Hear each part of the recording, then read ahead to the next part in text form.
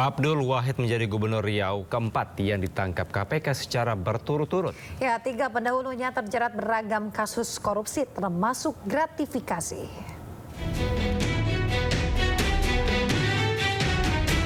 KPK menjaring Gubernur Riau periode 2025-2029 Abdul Wahid dalam operasi tangkap tangan.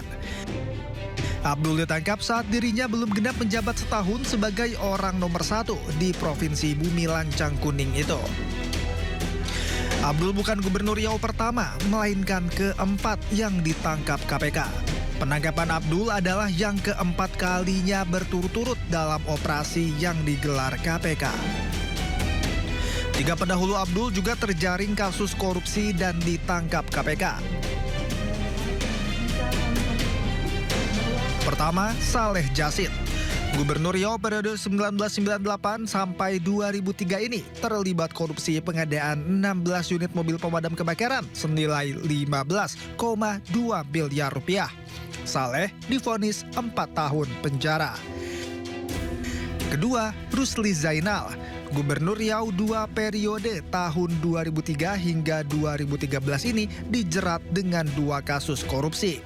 Pertama, suap proyek pembangunan venue PON Riau 2012 dan kedua, korupsi izin usaha pemanfaatan hasil hutan kayu tanaman. Dirinya divonis 14 tahun penjara. Ketiga, Anas Makmun. Gubernur Riau periode 2014-2019 ini juga terjerat dengan 2 kasus. Pertama, kasus alih fungsi lahan dan gratifikasi pengesahan RAPBD. Dirinya divonis 6 dan 1 tahun penjara. Terakhir, Abdul Wahid. Abdul terjaring operasi tangkap tangan KPK 9 bulan usai dirinya dilantik. Kasus yang menjerat Abdul masih dalam penyidikan KPK. Penangkapan Abdul menambah panjang daftar kelam kepala daerah di Riau yang terjaring KPK.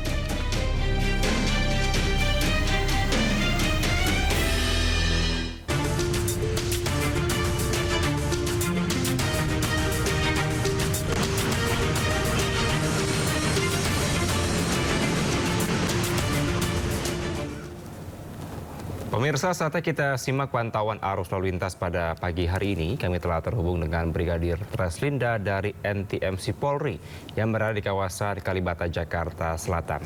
Halo Brigadir Treslinda, bagaimana pantauan arus lalu lintas dari tempat Anda melaporkan saat ini?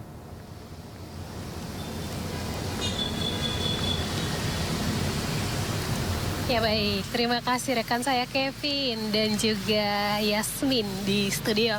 Pemirsa, pada aktivitas pagi hari di kawasan Kalibata ini sudah terlihat adanya peningkatan volume kendaraan di antrian traffic light. Baik itu kendaraan dari arah Pasar Minggu seperti yang terlihat pada layar kaca Anda saat ini. Kendaraan dari arah Pasar Minggu cukup ramai yang akan mengarah ke Pancoran, di mana antrian kendaraan ini mencapai 200 meter di belakang traffic light, dominasi kendaraan roda 2 dan juga roda 4. Untuk hal yang sama untuk kendaraan yang akan mengarah ke arah Pasar Minggu dan juga memang adanya pertemuan kendaraan dari arah Duren 3 juga menjadi salah satu faktor perlambatan kecepatan kendaraan yang akan mengarah ke arah Pancoran melalui Perdatam pada pagi hari ini. Kemudian antrian kendaraan juga terjadi untuk kendaraan dari arah Kalibata yang akan berbelok arah ke arah Pancoran. Tentunya kami harapkan Anda tetap mengikuti rambu serta marka jalan yang ada. Kemudian untuk kendaraan yang akan mengarah ke arah Dewi Sartika melalui Kalibata ini juga dalam keadaan ramai dan lancar. Sesekali mengalami perlambatan kecepatan kendaraan di antrian pada traffic light. Dan memang Kevin dan juga Yasmin, fluktuasi peningkatan volume kendaraan di kawasan ini terjadi pada waktu-waktu tertentu, mengingat memang ada rute pendek untuk kegiatan masyarakat yang akan ke arah Jakarta Selatan melintasi kawasan ini, sehingga memang akan terus terjadi peningkatan volume kendaraan di waktu-waktu tertentu seperti jam perkantoran, jam istirahat makan siang maupun waktu pulang kantor nantinya.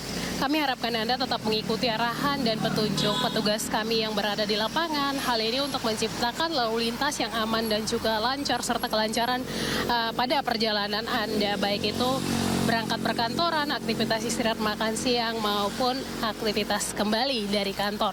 Kemudian kami juga menginformasikan data SMS Korlantas Polri dalam kurun waktu 1 kali 24 jam terjadi 226 kasus laka lantas dengan rincian 24 orang meninggal dunia, 22 orang luka berat, serta 291 orang luka ringan. Dari data tersebut, 37% terjadi karena kecerobohan pengemudi. Dan faktor penyebab laka dikarenakan diantaranya pengendara berkendara saat mengantuk sehingga kehilangan kendali, terjadilah kecelakaan lalu lintas. Dan sebanyak 47% laka didominasi pada pukul 6 hingga pukul 12.00. Untuk itu kami himbau bagi para pengguna jalan untuk dapat mengutamakan keselamatan di jalan. Apabila Anda lelah, beristirahatlah sejenak. Hal ini untuk menghindari terjadinya microslip yang dapat menyebabkan kecelakaan lalu lintas.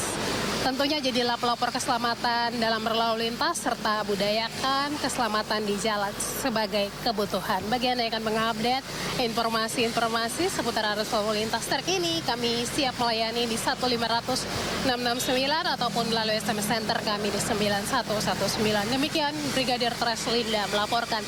Yasmin dan Kevin kembali ke Anda di studio. Silakan. Ya, baik, terima kasih Brigadir Treslinda atas laporan Anda dari kawasan Kalibata, Jakarta Selatan. Selamat bertugas kembali dan salam presisi.